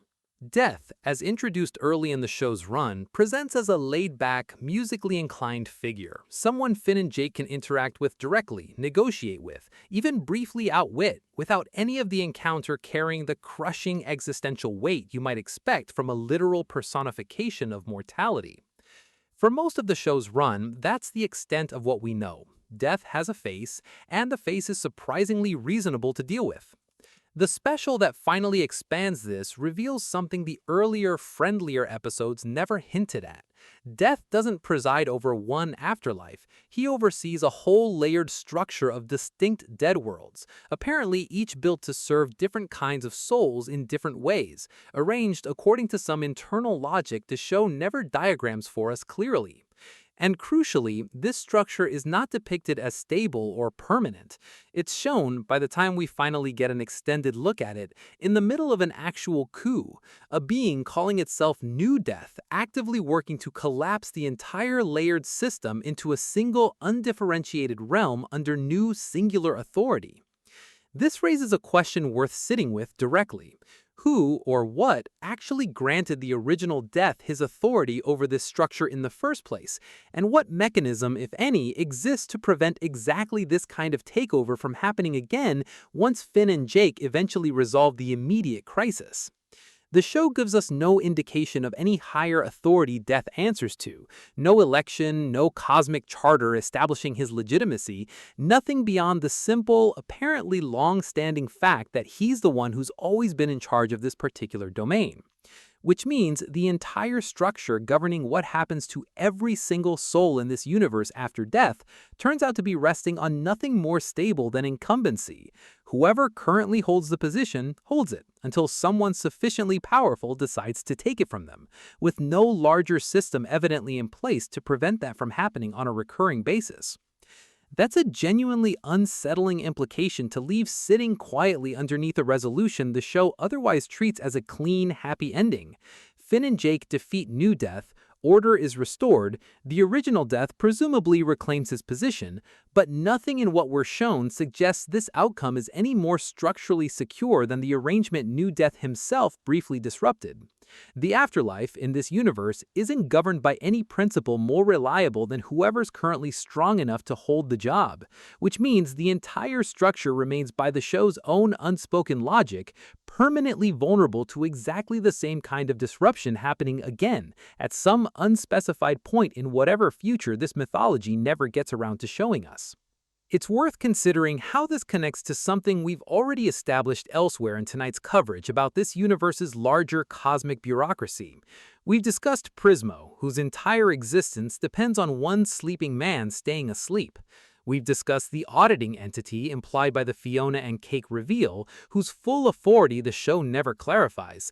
Death and his layered structure of afterworlds is a third example of exactly the same underlying pattern: enormous, consequential authority over fundamental aspects of how this universe functions, resting on foundations that are, on close inspection, considerably more precarious than their scale would suggest.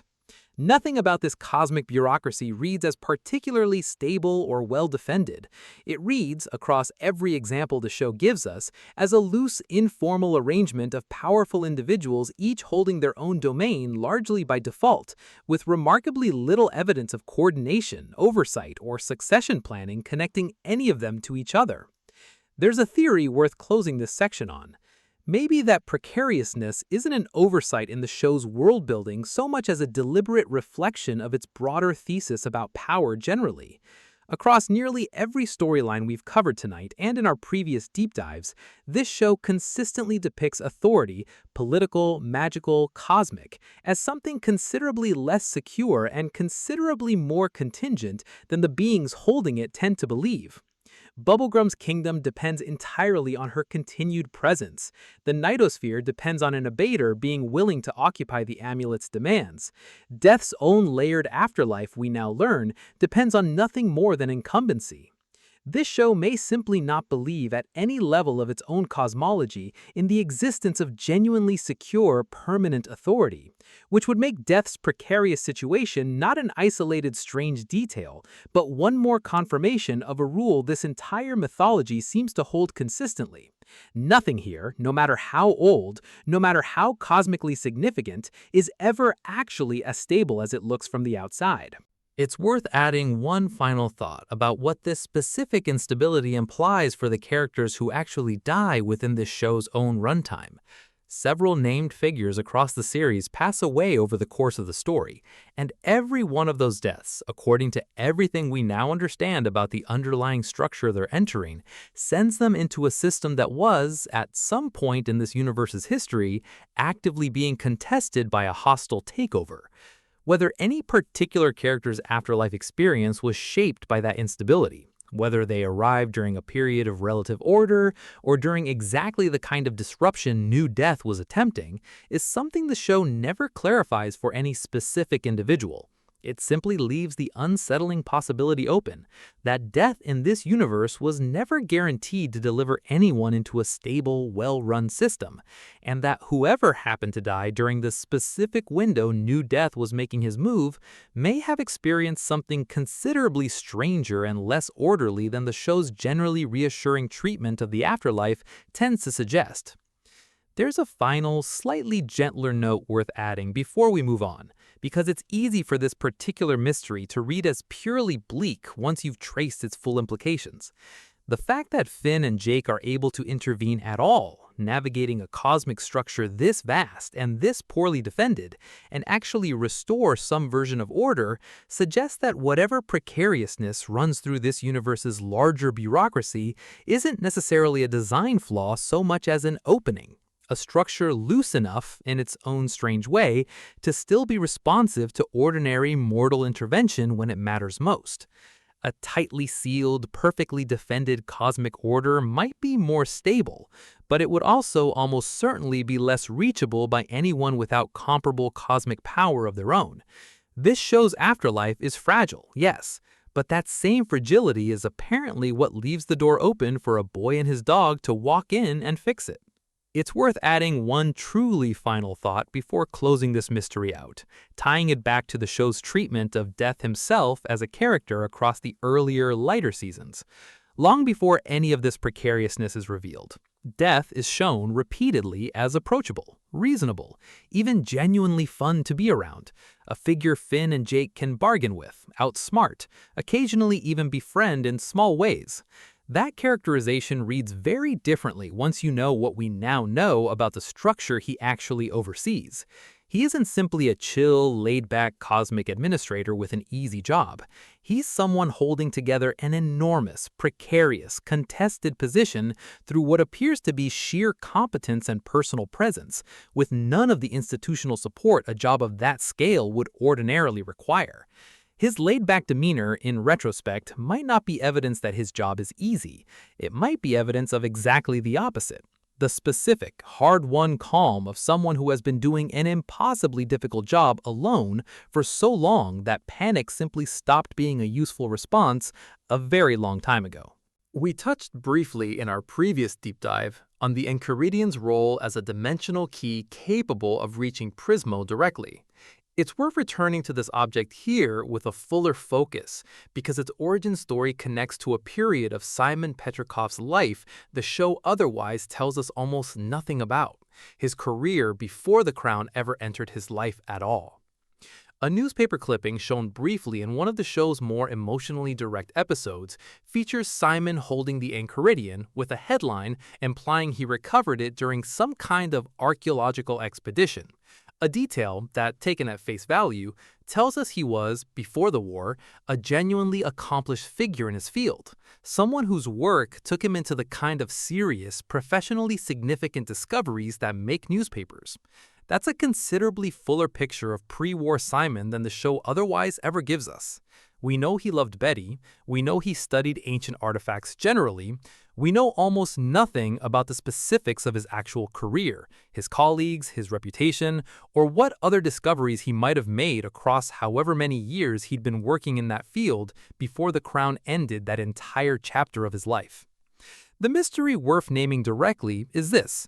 If Simon was skilled and respected enough to recover something as significant as the Enchiridion, what else might he have found across his career that the show simply never mentions? The crown itself, we know, came from a separate expedition, discovered under its own set of circumstances the show gives us only fragments of. Two of the most powerful magical objects in the entire series, a hero's manual capable of reaching cosmic entities, and a crown capable of reshaping reality according to its wearer's deepest unconscious wish, both passed through the hands of the exact same pre-war archaeologist. And the show never asks us to consider what that coincidence might actually mean, or whether it was a coincidence at all. There's a theory worth floating here. Admittedly more speculative than most of what we've covered tonight, but consistent with the show's own tendency to treat significant objects as things that find their way to the people who'll eventually matter most to their story, rather than simply turning up at random. If the Enchiridion and the crown were both, in some fashion the show never explains, drawn towards Simon specifically, rather than simply being two unrelated discoveries he happened to make across an ordinary career, then his entire pre-war life reads less like ordinary academic good fortune and more like something closer to a role he was always going to end up occupying, whether he understood that or not, long before either object ever actually reached his hands. It's worth considering what this theory implies about Simon's specific area of expertise, and why an antiquarian specifically, rather than any other profession, ends up positioned as the pre-war human who happens to intersect with two of this universe's most significant magical objects. Antiquarians, by the nature of their work, spend their careers deliberately seeking out old things, objects other people have discarded, forgotten, or failed to recognize the significance of. That's a profession built entirely around exactly the kind of patient, careful attention this mythology consistently rewards elsewhere. The willingness to look closely at something everyone else has walked past and recognize it as more significant than its surface appearance suggests. Simon's entire pre-war career, in other words, may have been training him, unknowingly, for the specific kind of attentiveness his life was eventually going to require of him. Not toward these two objects specifically necessarily, but toward the general skill of noticing what other people miss, which turns out to matter considerably more once the crown enters his life than anyone around him at the time could have possibly anticipated. There's a final piece worth adding here about what this means for how we should read Simon's overall arc across the show's full mythology. If his entire life before the crown was, in some sense, already oriented toward this kind of significant, dangerous discovery, then his eventual transformation into the Ice King reads slightly differently than a simple story of random misfortune striking an ordinary man. It becomes something closer to a specific kind of person, curious, attentive, drawn toward the old and the overlooked, encountering exactly the kind of object his entire career had been quietly preparing him to notice, without anyone, including Simon himself, ever having the chance to understand what that preparation was actually leading toward, until it was already far too late to matter. It's worth closing this section with a question about what became of the rest of Simon's professional life once the crown took hold. His colleagues, his employer, whatever institution had presumably been funding or supporting the kind of expedition work that produced a discovery significant enough to make the newspaper. None of that world is ever revisited. We don't know whether anyone from his professional life before the war survived long enough to wonder what happened to him, whether any record of his work beyond the Enchiridion still exists anywhere in the post-war world, or whether an entire career's worth of research, contacts, and reputation simply evaporated along with everything else the war destroyed. Betty's story survives because the show chooses to keep following her. Simon's professional life before her doesn't get the same treatment, not because it mattered less to him necessarily, but because the show was never interested in that particular thread the way it was interested in the two relationships, with Betty and later with Marceline, that actually shaped the rest of his story. There's one final observation worth adding, tying this mystery back to the object itself, rather than the man who found it. The Entridian survives Simon's own transformation completely intact, eventually passing into Finn's hands generations later as a formal reward for completing a set of heroic trials, entirely disconnected from its actual origin as one man's pre-war archaeological discovery. Finn, using it constantly throughout his adventures, has no idea it once belonged to the same figure who would eventually become the Ice King he spends the show alternately fighting and protecting. That's one more example of this mythology's love of buried connective tissue. Two of its most significant characters, Simon and Finn, linked directly through a single object neither of them for the entire run of the show ever seems to fully realize connects them.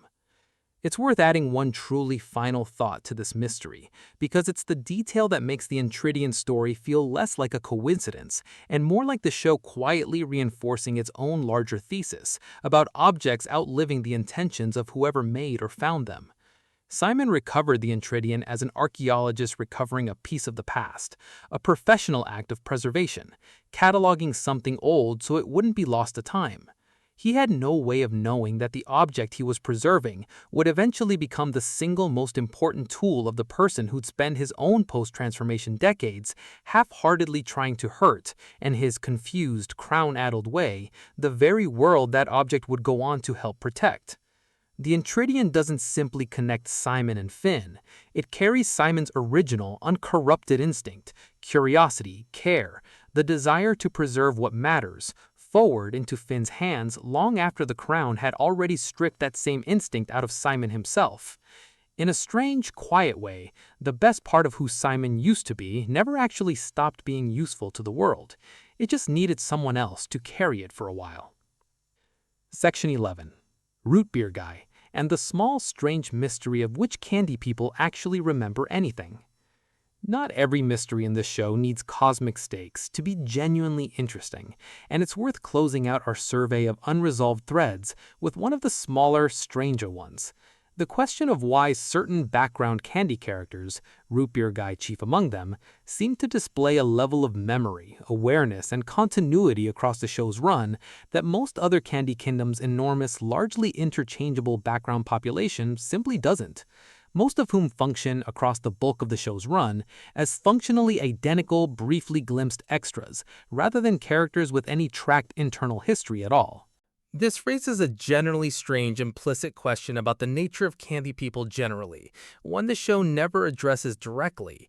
Are all of Bubblegum's citizens equally conscious, equally capable of memory and continuity, or does something about the specific process that creates them produce meaningful variation in how fully realized any given citizen actually is?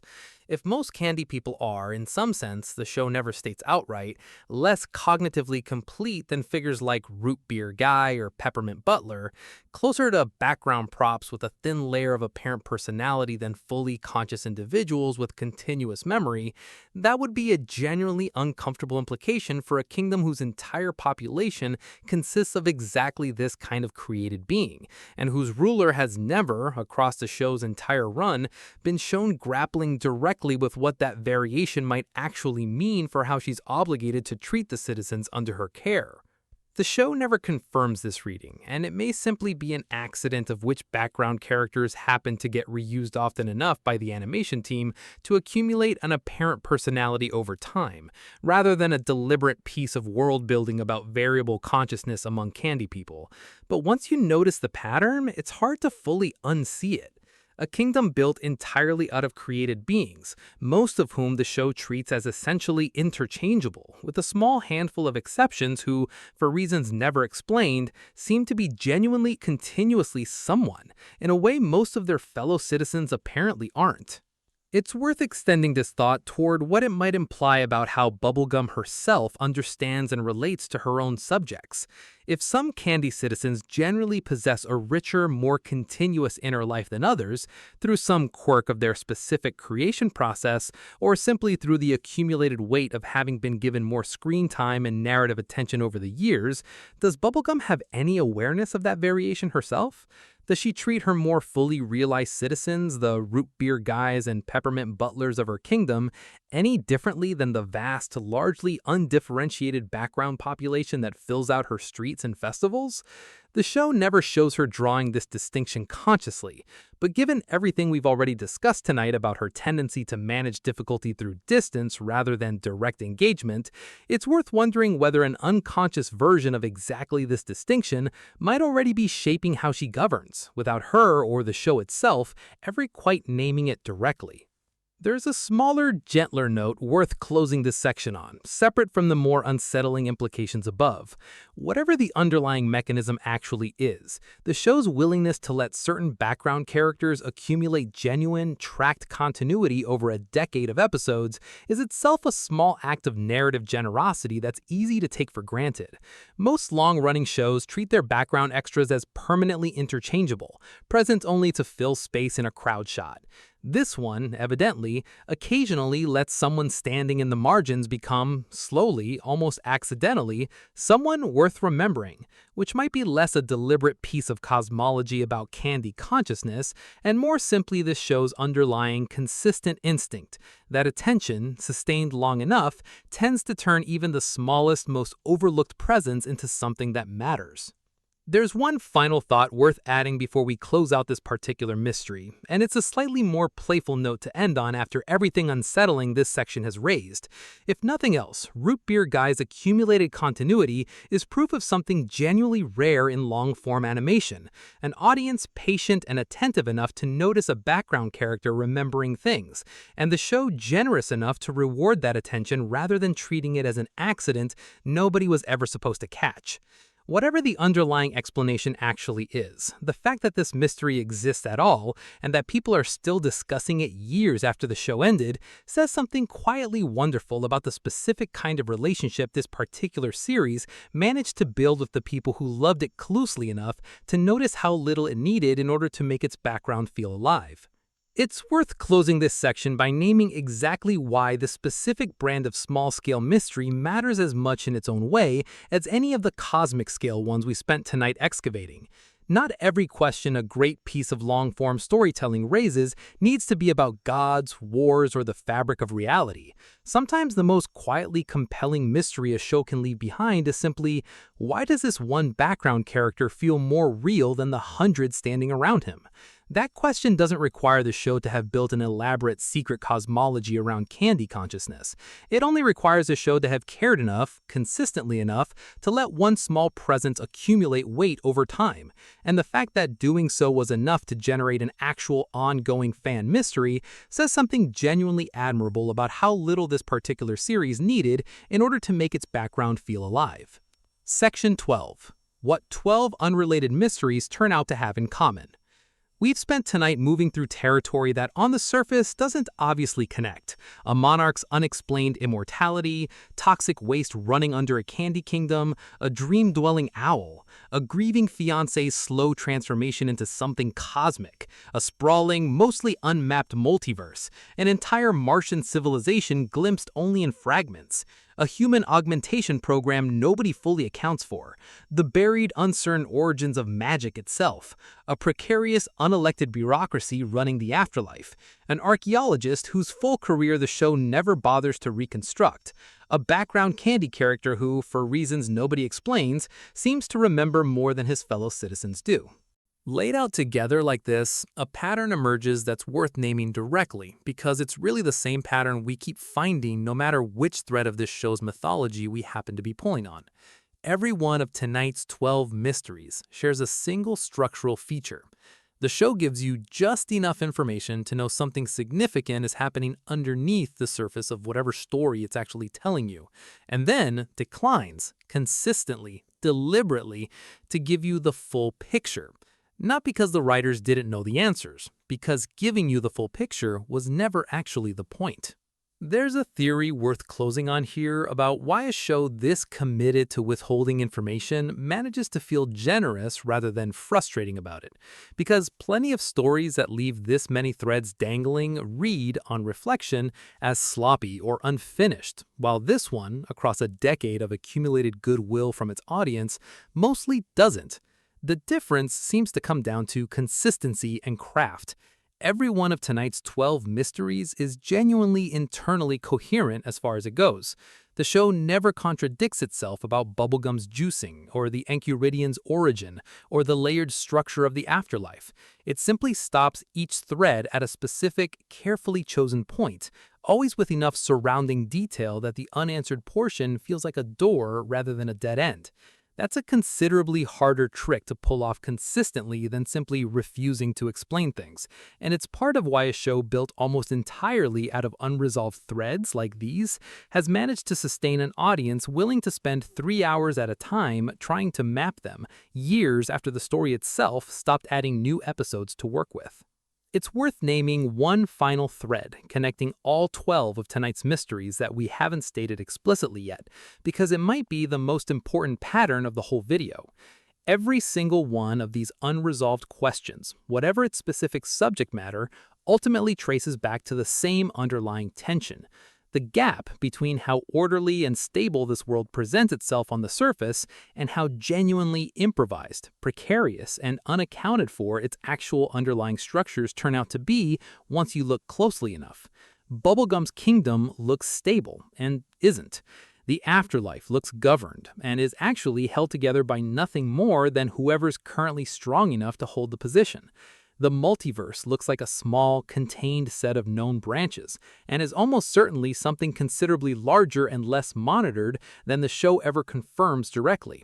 Magic itself, the substrate underlying nearly everything this show ever depicts, has origins the show can only gesture toward rather than fully explain. That gap between surface stability and underlying precarity isn't a flaw running through this show's world building. It's arguably the single most consistent thing this entire mythology is actually about, expressed across every scale it ever bothers to depict, from a single background candy character's uncertain inner life, all the way up to the entire governing structure of life and death itself. Nothing in this universe is quite as settled as it first appears, and the show, rather than treating that instability as a problem to be solved by the time the credits roll, seems to have decided, consistently, across 10 seasons and multiple specials, that the instability was always the more honest, more interesting thing to actually show you. It's worth ending this section with a final thought about what all 12 of these mysteries ask of the audience specifically, as distinct from what they tell us about the show's own internal logic. A story willing to leave this much genuinely open is also implicitly a story that trusts its audience to keep thinking after the episode ends, to notice a background detail years later and realize it connects to something else entirely, to build the kind of theory this very video has spent 3 hours constructing, to treat the act of watching as an ongoing collaboration with the material rather than a one-time transaction that concludes the moment the credits roll. That's a considerably more demanding relationship to ask an audience for than most shows, especially most shows aimed partly at children, typically attempt. This one asked for it anyway, consistently, across a decade, and got it, which might be the single clearest piece of evidence that every one of tonight's 12 deliberately unresolved mysteries was worth the show's trouble of planting in the first place. It's worth adding one final, more personal observation before we move into the closing thoughts proper. Rewatching this show with all 12 of tonight's threads held in mind at once changes the texture of episodes that, on a first viewing, felt like straightforward, low-stakes fun. A background shot of the Candy Kingdom now carries the quiet, unaddressed weight of the toxic river running beneath it. A minor root beer guy cameo now carries a small, specific question about consciousness that most of his fellow citizens apparently don't raise. A minor Martian reference now implies an entire unexplored civilization sitting just outside the frame. None of these details demand active attention on a casual watch. That's precisely the point of how carefully this show buries them. But once noticed, they don't go away again. They simply become part of how you watch everything else the show has already shown you, which is, in the end, probably the single best measure of whether a piece of world building actually worked. Not whether it resolves cleanly, but whether it changes how you see everything around it, permanently, once you finally noticed it was there. That's 12 threats, laid out as fully as tonight's runtime allows. None of them fully resolved, all of them, in their own way, evidence of a show that built itself to be excavated rather than simply watched once and set aside. There's a version of this channel's mission statement buried in tonight's specific approach that's worth stating plainly before we close out. Not every mystery deserves or needs a tidy answer. Some of the best storytelling decisions this show ever made were decisions to leave something open, trusting an audience patient enough to sit with the not knowing rather than demanding closure on every single thread it ever introduced. Tonight's 12 mysteries are proof of that instinct working exactly as intended. Questions raised carefully enough and left open deliberately enough that a decade later, people are still building videos exactly like this one trying to answer them. It's worth taking a moment before the screen goes dark to simply sit with how much unmapped territory this one show actually contains. A monarch's unexplained immortality and the quiet cost her kingdom pays for never having to plan around losing her.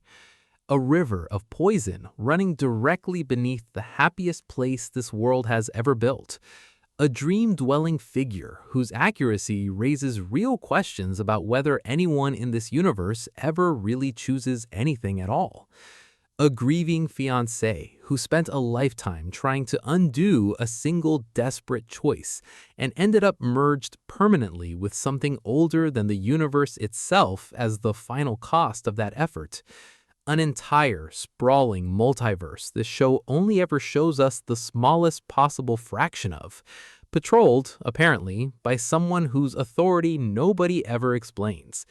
A civilization on Mars, governed in part by a historical figure transplanted somewhere no history book would ever place him, hinting at an entire second front of stories this show simply never had time to tell.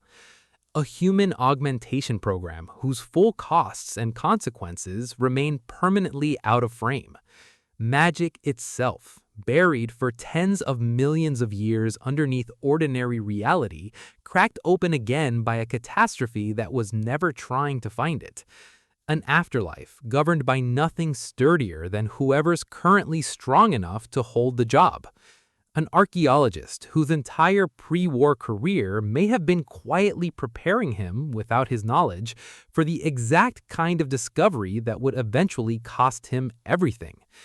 And one small, background candy character, remembered a little more fully than his neighbors, for reasons nobody in the story ever bothers to explain. None of these threads are likely to ever get a fuller answer than what we've reconstructed here tonight.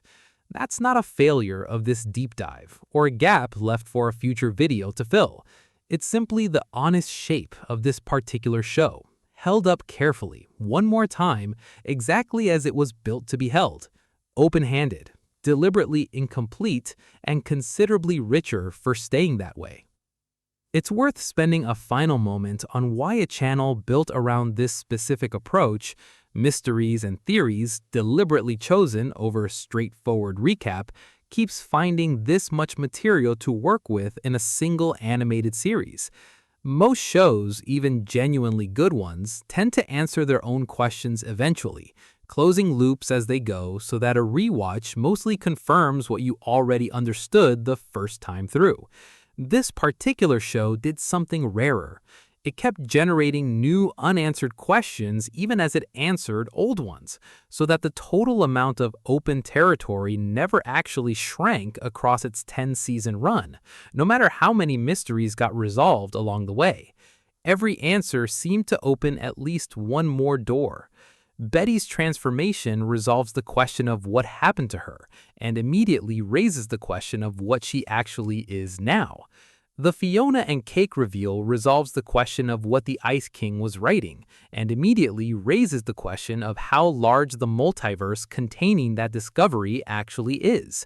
That's an unusual, almost self-sustaining kind of storytelling engine, and it's very likely the specific reason a decade of deep-dive videos, theory threads, and long-form analysis like tonight's has never actually run out of fresh material to work with.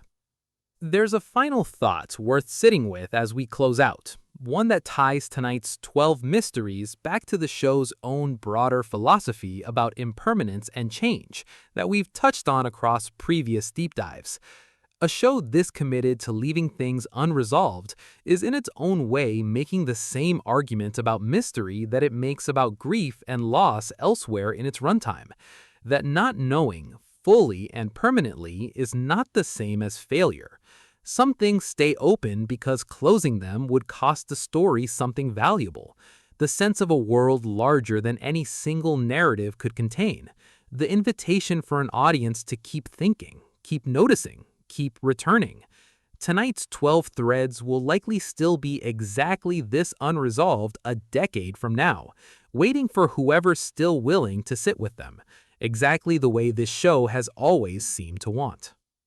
It's worth spending a final moment on why a channel built around this specific approach, mysteries and theories deliberately chosen over straightforward recap, keeps finding this much material to work with in a single animated series.